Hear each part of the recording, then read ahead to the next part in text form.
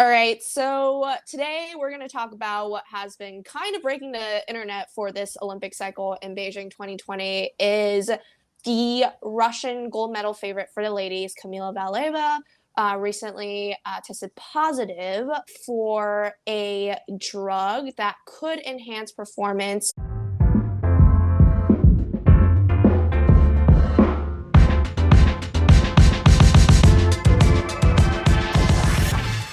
Before we jump into the discussion, I just wanted to recap an official release by the ITA on Valieva's current situation.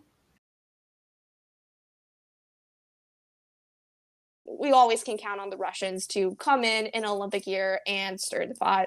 And this is not the first time that we've seen this happen. The reason why, if you see and we watch the Olympics, the Russians are called the Russian Olympic Committee or the ROC, and they have to wear neutral colors in the Olympics. And they also, when they do the medal ceremony, if they do win a medal, their flag is not raised because in 2014 they were actually serving a ban due to a state-sponsored doping scheme. So, Sammy, do you want to weigh in on just the nature of the substance and kind of what it's used for? Like you mentioned, Cathy, it's hard to pronounce, Trimetazidine, perhaps, but also called TMZ for short. It's specifically a metabolic agent that helps prevent anginas and heart attacks in the future and treats vertigo. And so because it does these things, it's banned by the World Anti-Doping Agency. It actually helps increase athletes' endurance and their blood flow efficiency. I was looking this up on the internet and I saw that there was a Chinese swimmer named Sung Yang who was actually banned from taking the same banned substance. And well, I was thinking to myself, I was like, why would Cami even take this? And I think the point that stood out to me was probably because she's doing all these complex, crazy quad jumps and triple axels. And if she takes it, then she'll be able to actually complete her program because when you're doing all these complex jumps in a long program, it takes a toll on your body. Yeah. I remember when the whole Sung Yang thing came around because my parents followed Chinese swimming pretty closely growing up. So that was definitely a shock to all his fans and, everyone in the swimming world. And I feel like that's what's currently happening. Even though the situation is still unknown, we're not sure what is currently happening. And I think the biggest conversation to have here is that, like, this is literally not Camila's fault. Like, she is literally just 15 years old. And for anything we know about, just Russian figure skating, is these athletes most likely don't have a say or much of a say. I'm sure that they just kind of have to do what they're told to do in order to be selected onto the Olympic team. And the whole thing behind this is we have no idea, kind of like what the situation is at hand. And I feel like a lot of times like the media is just spending it out of control. And but what do you guys think? Do you guys think like is this like a Eteri issue? Is this like a whole like Russian Fed issue? Like, what are your guys' thoughts? It's definitely both, because as it stands from what we've seen, it seems like Eteri and the Russian Fed are perhaps one and the same in some instances, and Eteri definitely has a hold on them, right? Because she's producing their most important results. So those lines are hard to distinguish. And I think a lot of the blame obviously should fall on Eteri and her coaching team for letting, forcing these things to happen. But I think at this point, we just don't know enough about whose idea this was to use this drug. Like perhaps it's a Russian Skating Federation official who then pressures Eteri and those coaches to do this thing. And we don't know that. And we probably never will be able to be in the loop like that because the Russian Fed and just, powerful people in skating in general are really good at both covering things up and also making things in favor, even if it's something illegal like this. Exactly. And I think it's interesting that in sports like figure skating and gymnastics, I feel like there is a closed door in terms of information on a lot of these things. And there's a lot of kind of just like sweeping shit under the rug. And this is definitely another, one of those cases. But it was interesting that I think like did Morizi also, or Morris, or whatever you pronounce his name, didn't he also get tested for substance at the Olympics? I think generally those are randomized right? But it's interesting that he is coached by Eteri and all that. But no, it was. I just thought it was to bring like a little bit of light to this situation. He literally shared like an Instagram post of him. He literally said he literally got these souvenirs from the Chinese doping control, which is like just literally speaks to him as like an agent of chaos in this whole situation. Definitely caused a lot of chaos on the internet, on Twitter. People are like, what's going on right now? Is it all of Eteri students, or is it like just one? Like, what's the situation here? Right. And I know that I believe yesterday or the day before it got released that it was in fact Kamila that tested positive in December, actually, right before Europeans. What do you think is kind of delaying the extra layer of news of, what is going to happen? Is she going to get banned from the individual event? Is the team medal going to get taken away? I would say this is just based on my own personal opinion.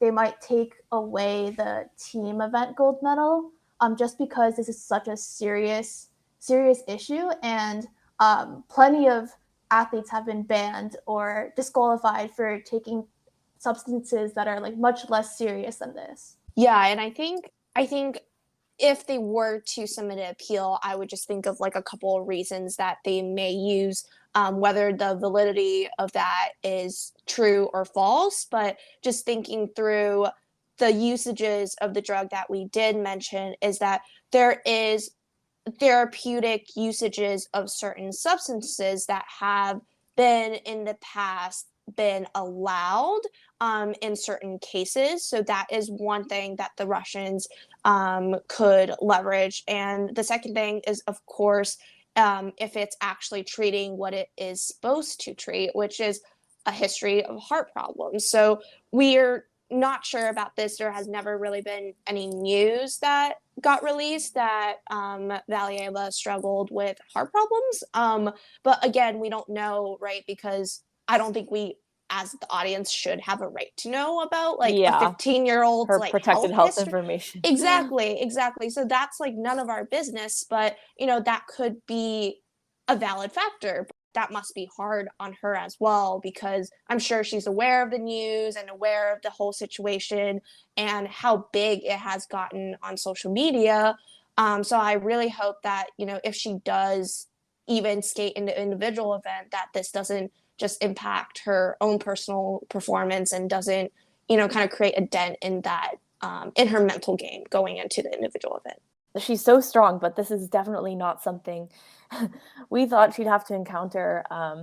And who knows, maybe it's a surprise to her. Maybe it's not that it showed up and that it was discovered. So it'll be interesting to see. And I think another point, going back to your point earlier about the medals being stripped, the golds being stripped from the whole team, I think it's just extremely sad. I'm sure, there are plenty of athletes, probably the majority of athletes in that team who were never involved in such a decision and are not responsible for this decision, but they're the ones who are suffering the consequences of these this federation and coaches, and they're suffering the consequences, and all their hard work is kind of going to waste. And we see an example of that with Mark, the skater for the men's event in the team event, right, who just put his whole heart out there this season and really has been getting better and better and did his job for Russia when no one else could in the team event. And now, potentially he won't have that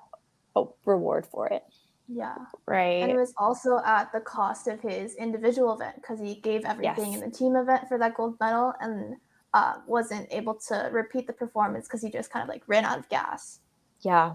Imagine beating your body up so much, training all these years for skating to win the gold medals of your dreams, but, you know, having like some sort of adult or some sort of person that you may not even know or have contact with shape kind of the outlook of your future is just absolutely ridiculous. And I know that the World Anti-Doping Code did kind of come out with kind of a minor protection rule almost that defines a protected person as an athlete who has not turned 16 at the time of a doping violation. And we know that Kamila is still 15. So hopefully there's a situation here where that could help her out. And therefore, she would not be the one solely responsible for the positive test. And I don't think she should have been in the first place.